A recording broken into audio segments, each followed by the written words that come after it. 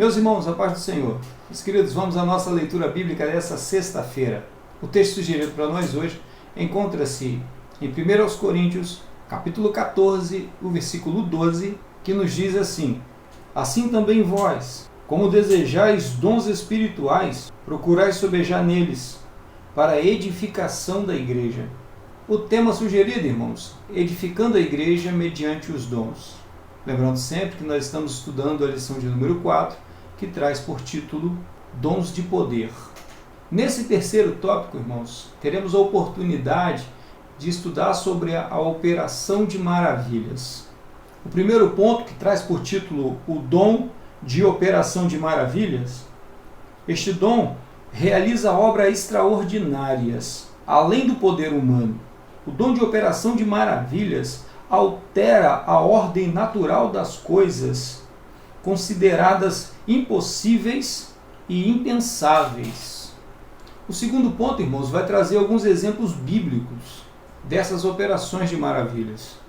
Logo no comecinho diz assim: o ministério terreno de Jesus foi marcado por operações de maravilhas.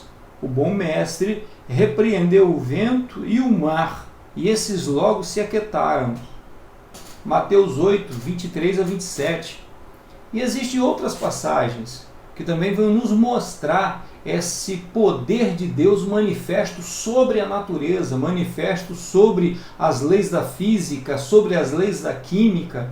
A gente pensar que naquele mesmo dia em que o Senhor Jesus multiplicou os pães, alimentou milhares de pessoas com apenas algumas unidades de alimento, naquele mesmo dia, o Senhor Jesus andou sobre o mar, andou sobre as águas. E não só ele, como também fez Pedro andar também sobre as águas. Então esse operar de Deus vai além das condições humanas. O sobrenatural operado, de fato, são maravilhas, que não teriam nome para classificar esse poder, para classificar essa operação. Quando vamos para o Velho Testamento, nós vamos ver diversas ocasiões em que Deus manifestou tamanho poder. Já o terceiro ponto, ele nos chama a atenção sobre os abusos que acontecem no uso desses dons. Ele tem por título Distorções no uso dos dons de curar e de operação de maravilha. O comentarista diz assim: o cristão não tem autorização divina para determinar, decretar ou exigir a cura de enfermidades. A nossa relação com Deus não se dá em forma de barganha. Quem somos nós para exigir de Deus alguma coisa? E isso deveria estar muito claro na nossa mente, né? Isso deveria estar muito claro na mente do nosso povo. Porém, irmãos, infelizmente, nem todo mundo é bem instruído. Infelizmente, as pessoas, além de não estudarem a palavra de Deus, não gostarem de estudar a palavra de Deus, as pessoas dizem que gostam da Bíblia, as pessoas dizem que gostam de Deus, e eu não estou falando de pessoas do mundo, não, estou falando de pessoas de dentro da igreja. As pessoas dizem gostar de Deus, mas esse gostar não é tão real assim. Porque quando nós vamos olhar para a prática, que é o fruto que essas pessoas produzem, a gente não encontra ali estudo bíblico. A gente não encontra ali prazer na leitura da palavra. A gente não encontra prazer na meditação.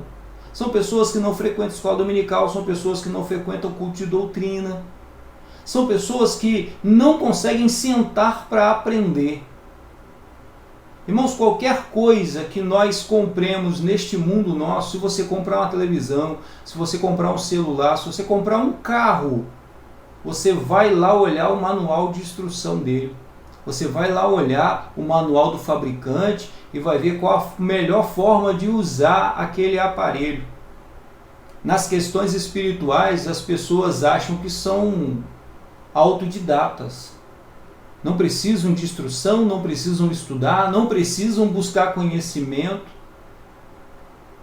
E acham que, segundo o desejo dela, a forma como elas creem, Deus vai operar. Deus não vai operar.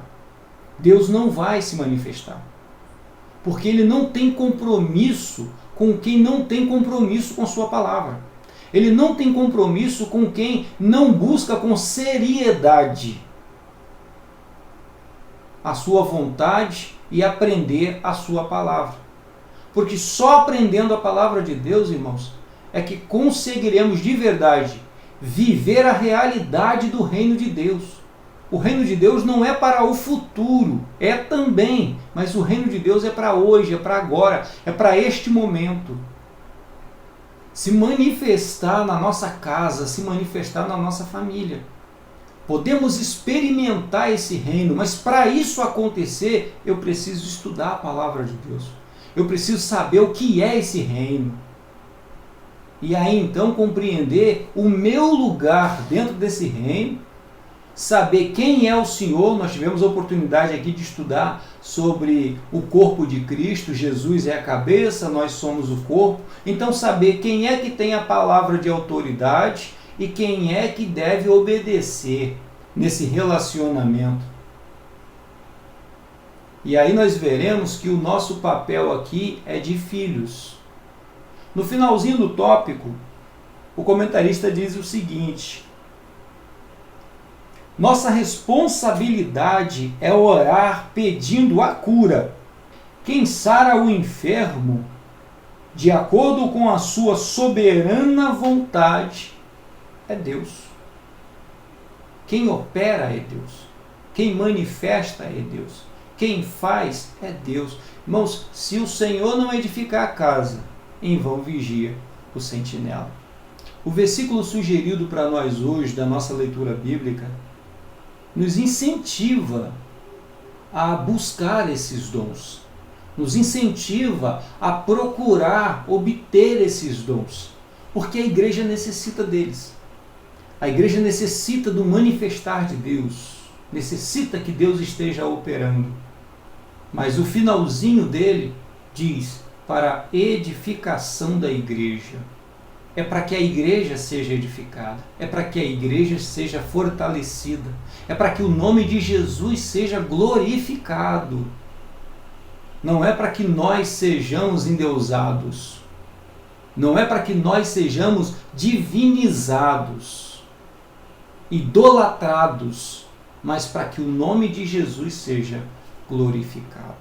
Meus irmãos, que o Espírito Santo nos ajude nesse sentido, para que se cumpra em nós a palavra de Deus, de maneira tal que nós sejamos de fato representantes de um Deus grandioso e amoroso, com responsabilidade, sabendo quem nós somos e sabendo quem o nosso Deus é. Amém? Que Deus vos abençoe. Tenham todos um excelente dia. Fiquem em paz.